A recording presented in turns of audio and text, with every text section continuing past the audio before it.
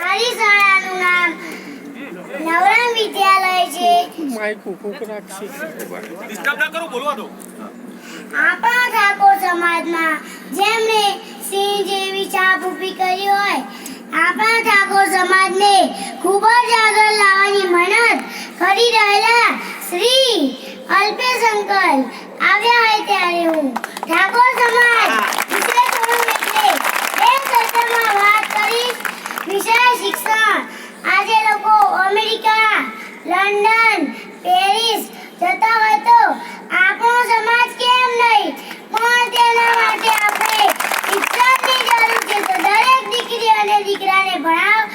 આપણા ઠાકોર સમાજના વડીલોને મારી વિનંતી છે કે દરેક દીકરી અને દીકરાને ભણાવ અને હું પણ ભણી ગણીને મોટી થઈ આપણા સમાજને ખૂબ જ આગળ લાવવાની મહેનત કરીશ. મારો સમાજ, મારી ફરજ. જય હિન્દ, જય ભારત.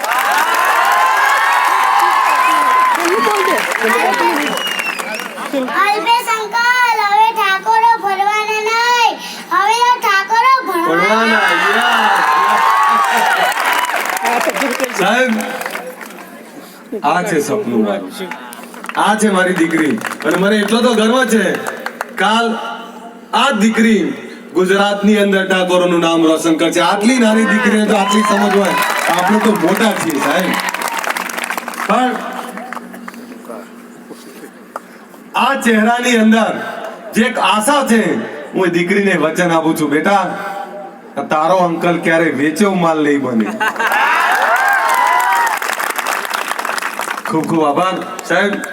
જ્યાં જઉં છું ત્યાં એકાદી આવી દીકરી આવે છે, એકાદો દીકરો આવે છે, એક આશા જન્મી છે સમાજમાં. ઘણી બધી નિરાશા પછી સાહેબ વંદન કરું છું મારી આ દીકરીને.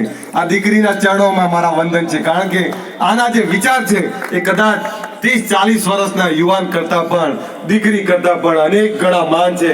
આ દીકરીને હું વંદન કરું છું.